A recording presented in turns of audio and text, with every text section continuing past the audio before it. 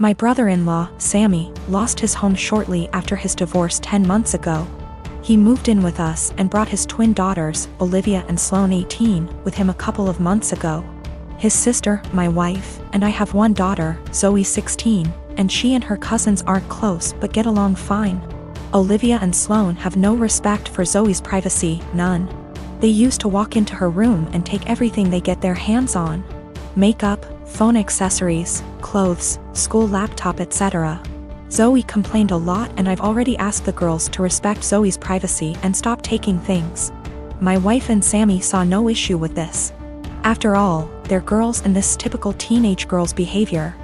I completely disagreed. Last straw was when Zoe bought a $60 M.A.C makeup kit that looks like a paint set that she saved up for over a month, and one of the girls, Sloane, took it without permission and ruined it by mixing shades together while using it. Don't know much about makeup, but that's what Zoe said when she found the kit on her bed, and was crying. I told my wife and she said she'd ask Sloane to apologize, but I got Zoe a lock after I found she was moving valuable belongings out the house because of this incident. Sammy and his daughters saw the lock and weren't happy. The girls were extremely upset. Sammy asked about it and I straight up told him. He said, "My daughters aren't thieves. It's normal that girls of the same age borrow each other's stuff." He said Zoe could easily get another makeup kit for $15 from Walmart and shouldn't even be buying expensive adult makeup in the first place, and suggested my wife take care of this defect in Zoe's personality, trying to appear older than she is. He accused me of being overprotective and babying Zoe with this level of enablement. I told him this between me and my wife, but she shamed me for putting a lock on Zoe's door for her cousins to see and preventing them from spending time with her, saying I was supposed to treat them like daughters. Then demanded I remove it, but I said this lock does not get removed till her brother and his daughters are out of our house. She got mad I was implying we kick them out and said her family'll hate me for this. So I reminded her that I let Sammy and his family move, in which something her own family refused to do, so she should start with blaming them for not taking their own son and niece's granddaughters in. If it wasn't for her family's unwillingness to help, we wouldn't be dealing with this much disturbance at home. Everyone's been giving me and Zoe silent treatment, and my wife is very much upset over this. My father is a dick. When he got my mother pregnant, he wanted her to quit her job and just stay home to be a good little wife and mother. He is very well off due to a trust fund, and he doesn't really need to work. My mother refused and divorced him.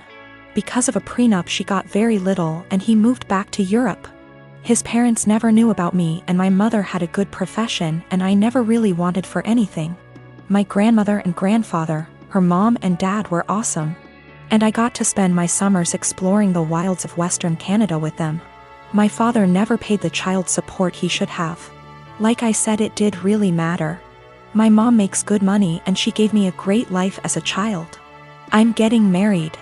I met the love of my life at university, and we have been together for 8 years. He is a wonderful person, and he really is my lobster. His family is from the same city as my father, and they are a huge rambunctious bunch. Because of a lot of intermingled business and personal relationships, my parental grandparents found out about my impending wedding, and me, I suppose.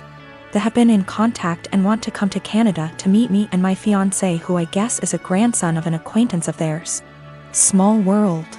When they found out that my father had basically abandoned me to fend for myself in this world, this is honestly how they see it. They were pissed, to say the least. It is very funny because we are decidedly upper middle class here. So long story short, they had their lawyer calculate the amount of child support my father should have paid with interest, and the cost of my post-secondary education. They then gave my this as a gift. What I didn't know was that it came out of my father's yearly draw on his trust fund. He is furious because it is obviously a sizable amount, and it will very much affect his finances for at least the next 2 years. He may need to, get a job. He has been contacting me and telling me that his current wife and children will be negatively affected if I don't give him back this money. I don't really need it. And I guess I am entitled to it, and I am getting a trust fund now as well.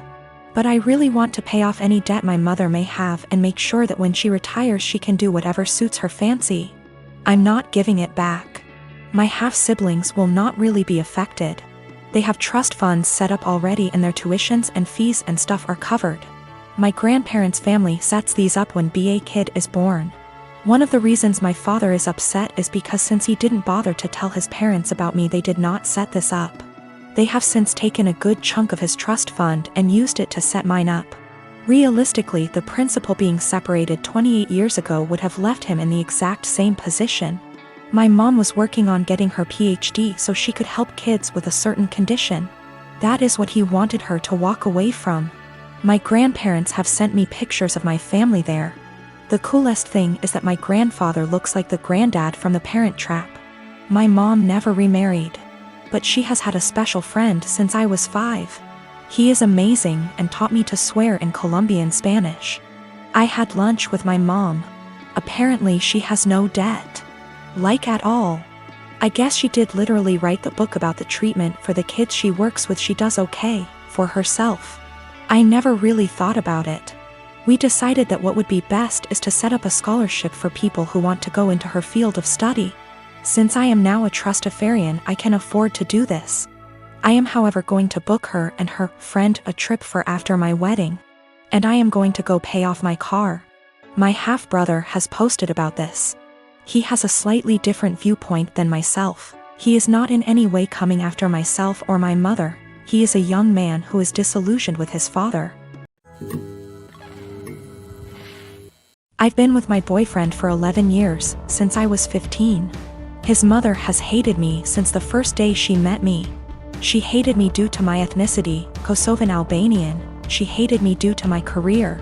I work as a model and she decided that makes me an empty-headed, vain, shallow person. Then when I told her I still planned to go to university alongside my career, she said I was doing it to impress my boyfriend. I've since left uni with a distinction, and her new reason to hate me is I try too hard. She has also insisted I've cheated on him throughout our entire relationship, which is a ridiculous claim. I've never even kissed another man in my whole life. I have zero desire to cheat and never will. Late last year, she attempted to void the insurance on my boyfriend's motorbikes. She tried to do this under my name, so hypothetically, when he was arrested for riding with no insurance and called his insurance company, I'd get the blame. After this happened, my boyfriend and I agreed to cut her out. However, it hasn't stuck.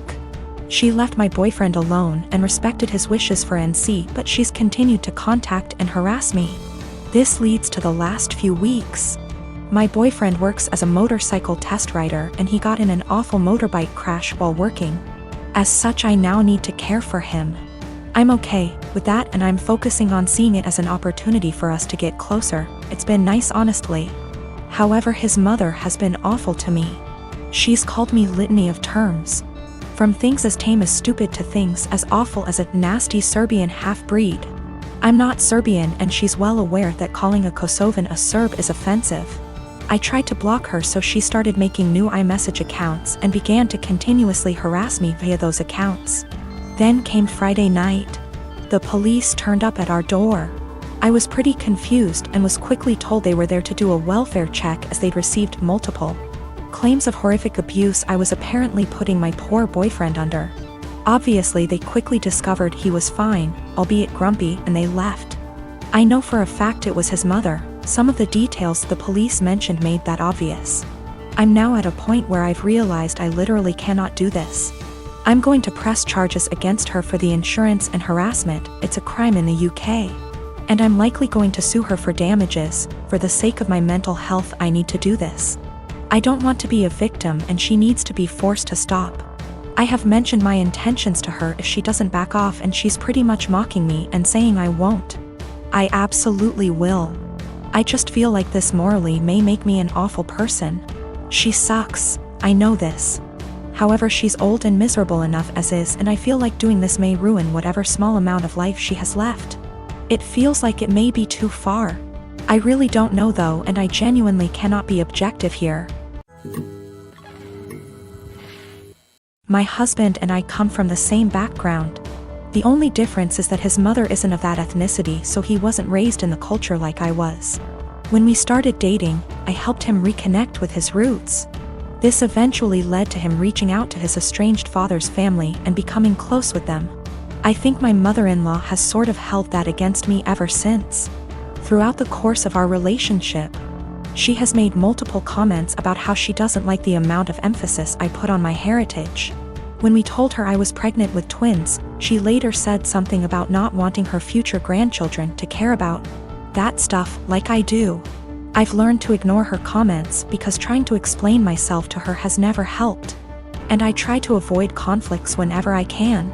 My husband and I decided that the babies would have a first name from our culture, and their middle name would be a typical American name. My parents did the same thing with my name too, so it was just a continuation of that tradition. My mother-in-law ended up seeing texts between me and my husband where we said the middle names. But she assumed that we were talking about first names, so she went out and got the babies matching sweaters, with the names printed on the front of them. She showed the sweaters to me after they arrived. And I thanked her for the gift but didn't correct her on the fact that those were the middle names. I was sort of peeved that she had snooped through text messages to try to find out the names before we told her anyway. So I didn't want to give her their first ones on top of that. Last night when she was over at our house, she told me how relieved she was that we had chosen normal names for her grandchildren, and not a ridiculously difficult to pronounce name like mine. My husband asked what she was talking about. She repeated herself and he told her that actually, the babies did have names just like mine and he expected her to learn to say them. She brought up the text messages and the sweaters she bought, and then my husband explained our plan for their names. She got really pissed at me after that. Said I let her look like a fool for accepting the sweaters instead of telling her the actual names, which we still haven't shared with her, and that she'd be calling them by their middle names since that's what she knows them as now. My husband ended up asking her to leave. And after she was gone he said he wasn't upset at me or anything but that he thinks I should have just told her she had the wrong info, instead of lying.